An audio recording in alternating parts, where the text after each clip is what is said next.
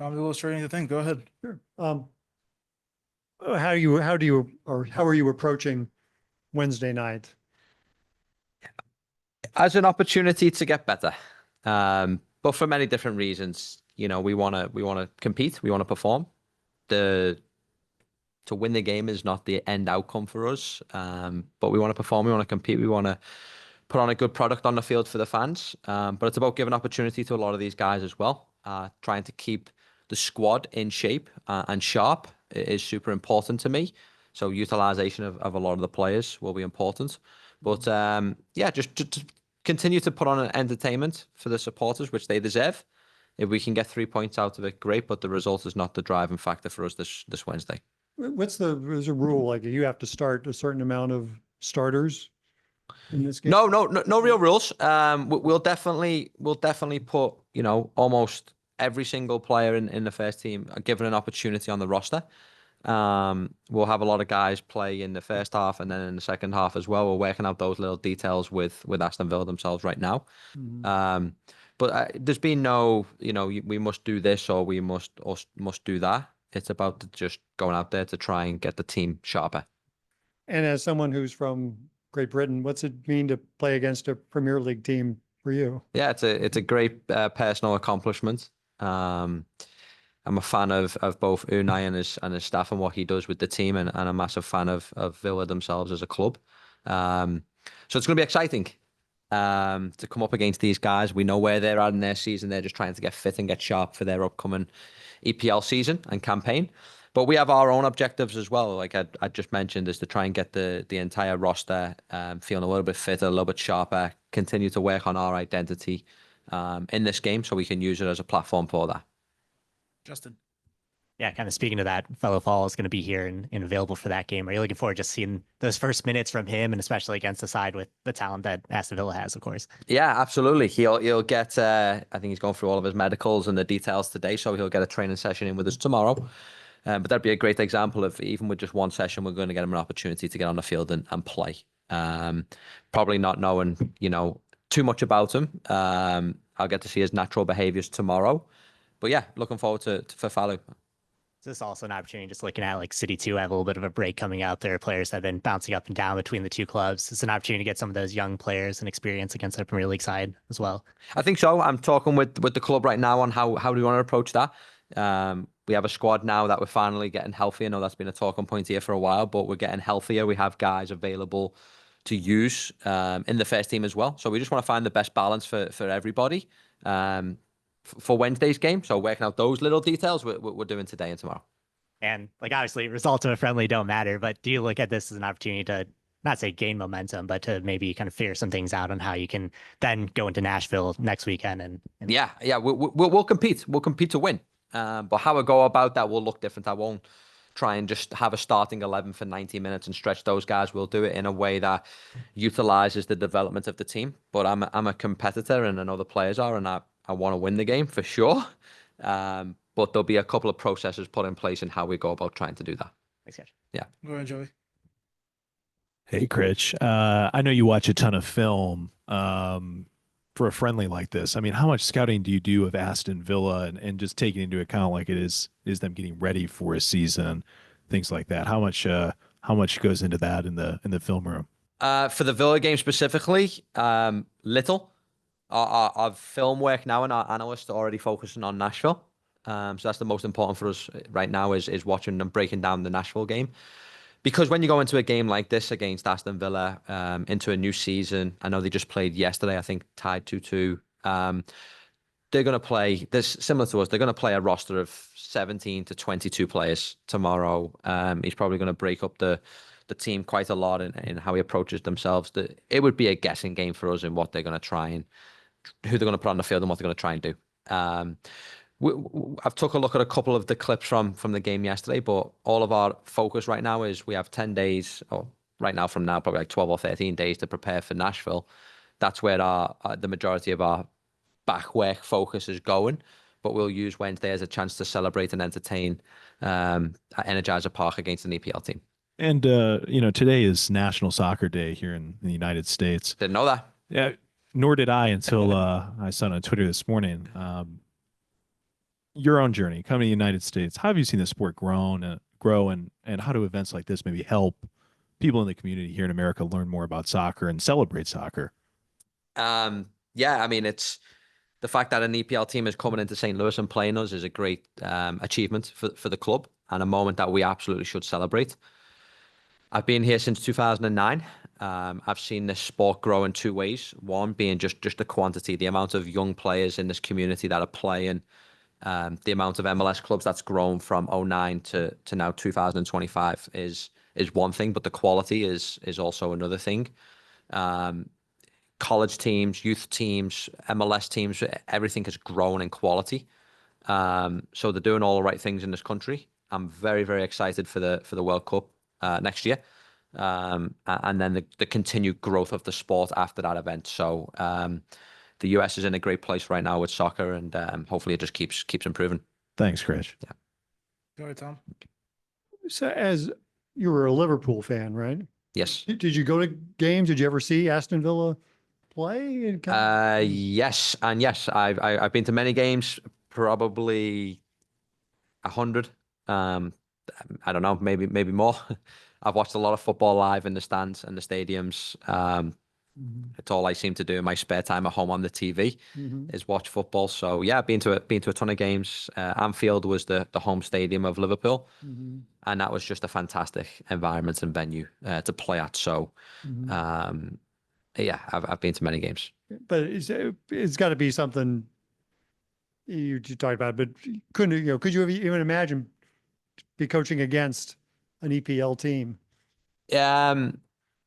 Yes, and I don't want to get very philosophical or deep with us right now in the room. We can, but I've prepared I think I talked about this a couple of weeks ago. I've prepared myself every day as an individual for an opportunity like this. So when the club gave it to me 8 weeks ago, I took it with two hands, and I do that every single day with my goals. I have high ambition and high goals, but I also prepare myself every day, and I feel like I have done for 15 years now, in leadership and coaching. So it's very exciting. The moment probably hasn't hit me yet that I'm about to face one of the best coaches in the world and an EPL team. But at the same time, when I stepped in 8 weeks ago, I knew I was ready for this level, and I still know I'm ready for this level. So I'm just enjoying every moment, and I'll really enjoy it on Wednesday. It got to be a tough thing for Durkin he's got to miss the next game. He got a week off, and then he's got to sit out a week. He's not going to play for 3 weeks. Yeah. Right now, that's got to be a tough situation for him to be in. I think so. Chris definitely felt very guilty by the moment on the weekend with the penalty, but he spoke about it openly with the team today. How he's been feeling the last day, but my message to the team was in these moments, we have to do a better job as a collective of when one guy makes a big error, it's not the deciding moment in the game. So yes, okay, Chris, the guy got in behind, pulls him down, it's a penalty, but we need to be better as an entire team in making that not the deciding moment in the game. And we weren't there yet as a team. Where these moments where players make mistakes, and everyone does every game, including me, that shouldn't be the deciding factor in fate for this team. If we can get to a place where Chris brings them down, it's the red card, they score the penalty, but we still have to find a way, 10 men down, to go win the game 2-1 for him. And that's the message I'm trying to give this team right now, is how do we do that better? Considering that both he and Conrad have to miss the next game, do they get more playing time since they aren't going to have a game for a while? That'll be one of the things in my head right now as a plan for the next 2 days is, do they, get 45? Do we stretch them to 65, 60? Yeah, I mean, they're going to be big misses for the next game for sure. We have to make sure that these guys stay sharp in training for the extended time, as you'd mentioned, that they'd been out.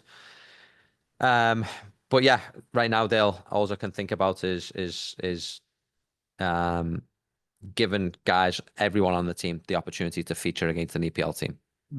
Do you envision 22 guys get to play on Wednesday? That'd be the idea. Could be more. It could be more.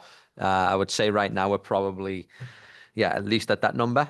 We're just waiting to hear back on some of the details from the opponents as well, and how they want to structure this setup as well. Yeah. But that'd be something that'd be ideal.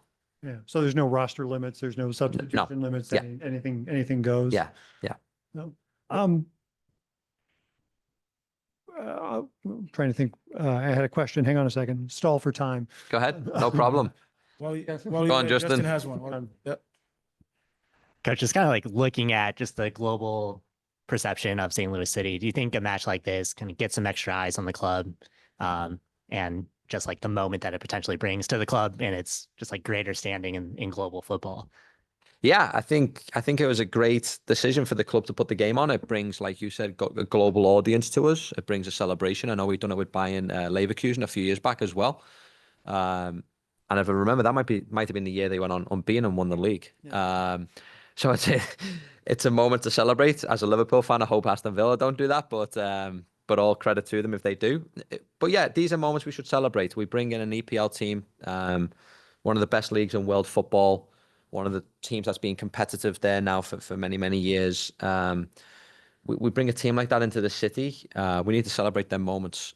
And again, we want to be competitive in this game for sure. But it's much more important than did we win the game or not. It's celebrating this as a collective and enjoying the moments for this club. Did you watch the City 2 game yesterday? Mm-hmm.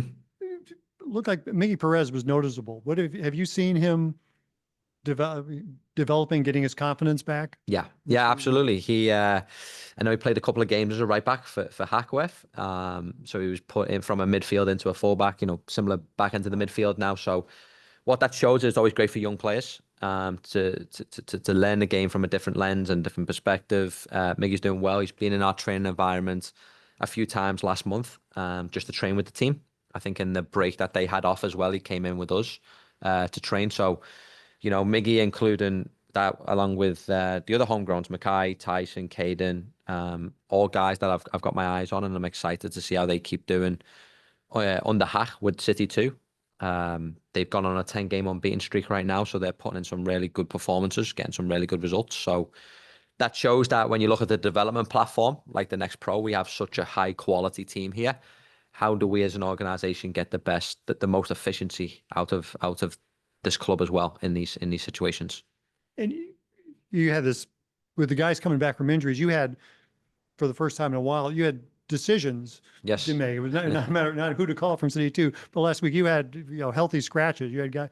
What's it like to be in that situation again? And that there are guys who have played a lot who now, Zane Silva, are guys who are going to be tough battles to get playing time now. Yeah, I think 99% of the coaches around the world will tell you the same answer I'm going to tell you. It's the hardest decision, but it's the one we all want.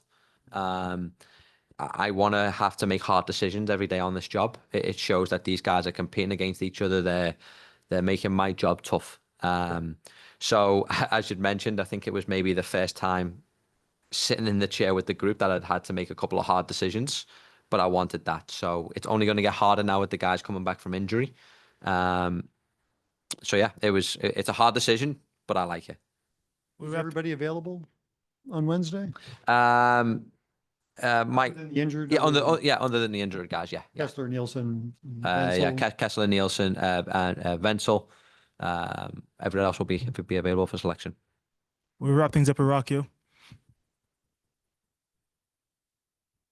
Thanks, Critch. I know you talked a lot about your goals for this game. With the combination of this game and having such a long break for your next game, does it give you a chance to maybe work on some tactical things that you guys maybe haven't been able to use in a game because the timing hasn't been there, the practice hasn't been there that you've been using in training? But Wednesday allows you, I know it's not, everyone's not going to be running at that level, but it allows you at least to work on something tactically against a team that isn't just you guys in practice. Yeah, absolutely. I think when I think about playing an EPL team as well, that's an excellent team. I think about where we've struggled against the ball as a team since I've stepped in for sure. They're going to have large majority of the ball on Wednesday. They just have such high level individuals on the field. So it'll be good for us tactically to think about how do we set ourselves up in a mid block. What moments do we choose to press? So we've already started to put some of them details together. And as you'd mentioned, we have a good break after it. So as much as there's a physical component on the game to try and get some of the guys, just moving around from a physical load standpoint, there's going to be an emphasis on, if we're able to get a goal, how do we manage the momentum? You know, today we looked at the Minnesota game, and we look at it from a data-driven standpoint of field tilt and match momentum. And it was so heavily in our favor right up until the moment we scored the goal, and then it dropped.